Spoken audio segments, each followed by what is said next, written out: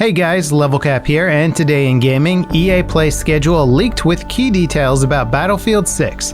Cyberpunk 2077's next update has hundreds of fixes, an alpha for Elite Dangerous's FPS mode is live, and much more.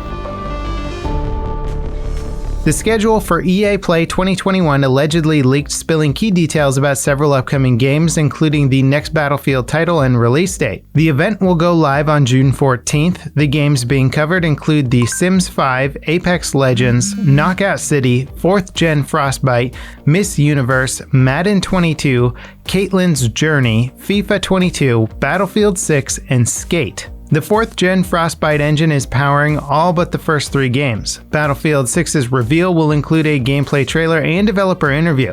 Its release date is November 19th. It'll launch on PC, PlayStation 4, PlayStation 5, Xbox One, and Xbox Series consoles. Now, obviously, this is leaked info, so of course it could be inaccurate. That said, everything here seems pretty realistic. An updated version of the Frostbite engine was teased at last year's EA Play, and Battlefield was a key focus of that teaser. It's where we learn that the game will include next-gen destruction and be set in a modern era. Since then, the leaks and rumors have suggested all sorts of stuff like 128 player modes, free-to-play battle royale, expanded live service content, and more. The source of many of those leaks, Tom Henderson, is back at it today with a newsletter where he claims to have new details about Battlefield 6. He says Battlefield 6 will be set 10 years into the future from now. Players can expect military robots, drones, and your usual complement of modern jets and helicopters. It'll feature a revolutionary campaign that lets you pick a side in the story's conflict between the US and Russia.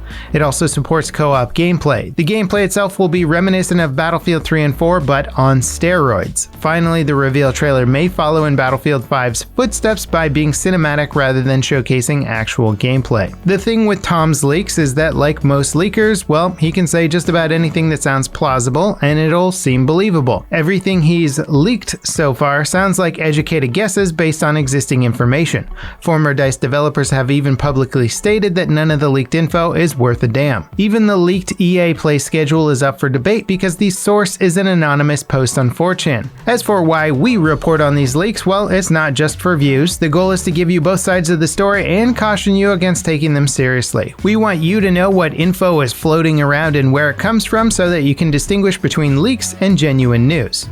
Cyberpunk 2077's next update is so big that summarizing it is an effort in futility. Patch 1.2 includes 484 fixes on PC alone. The developers already detailed key improvements coming with the update to driving mechanics, but the patch goes way deeper than that. Every NPC, quest, gameplay, open world, or item bug has been addressed to some extent. Several performance issues on all platforms are also fixed in the patch. CD Projekt Red promised that this patch would be transformative, and on paper, it seems like it lives up to the hype. It doesn't have a release date yet, but they say to expect it soon. As for future updates and DLC, 10 of Cyberpunk 2077's free DLCs have leaked, or at least their names. There will be 3 free expansions that add new content to Ripper Docks, body shops, and clothing stores. Gangs will be expanded on, cyberware will be added as cosmetic customization, new cars are coming as well as new ability, missions, open world expansions, and more. These DLCs should be launching in the second half of this year, along with paid story expansions. The alpha for Elite Dangerous Odyssey is live. This adds space legs to the game, letting you explore planets and complete missions on foot. It also includes FPS combat and an arsenal of weapons and abilities. It's a giant leap for the game, even though it seems like a relatively small step otherwise. You're stuck in one star system and have to rely on public transport to get around. Apex Interstellar will ferry you between planets. The devs will expand the alpha over time to eventually mirror what it will offer at launch. To get the alpha, you will need to own the game's Lifetime Pass or the Odyssey Deluxe Alpha Edition. Popular Warzone stat tracking site SBMM Warzone has officially shut down. Activision sent them a letter demanding the shutdown and cited concerns about copyright infringement, privacy violations, and more. In a nutshell, users could access data on other players who had opted into exposing their stats through Activision's account system. That data could be used to track skill levels and potentially expose cheaters. It sounds like Activision's problem with SBMM Warzone was twofold. One, the website was selling access to API data, which is copyright infringement and against their terms of service. Two, people being accused of cheating based on SBMM's data could lead to all sorts of harassment. In both cases, SBMM Warzone is clearly in the wrong. The site's creators are currently trying to get in touch with Activision in the hopes that they can get partnered. However, it's pretty unlikely that that'll happen. Once a big company like Activision tells you you're shut down, that's a good indication that they've shut the door on collaboration. Last week, a report broke alleging Sony are shutting down the online stores for the PlayStation 3, Vita, and PSP. It seems like that report is true. Sony have officially shut down an old version of the website that users could use to buy games for those platforms.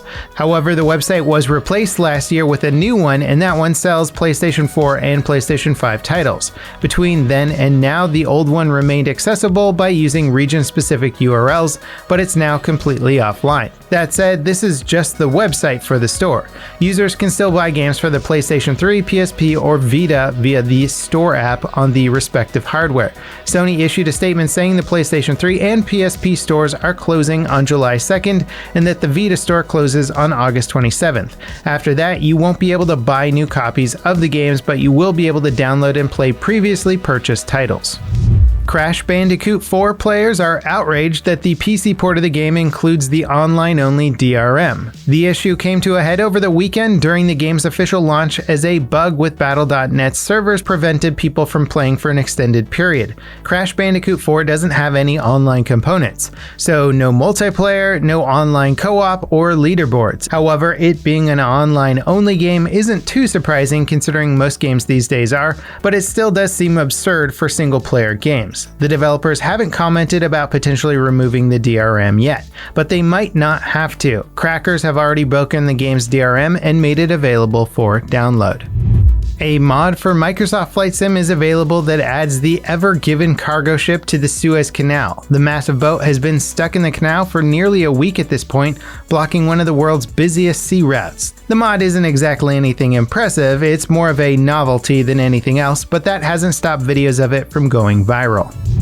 Before we get to our final story today, thank you guys so much for sticking around to the end of the video. Viewers like you really help the channel grow and reach new people. Thank you all for helping to make Today in Gaming successful content. PAX East is officially canceled. It was scheduled for June in Boston, but organizers pulled the plug due to ongoing concerns about the pandemic.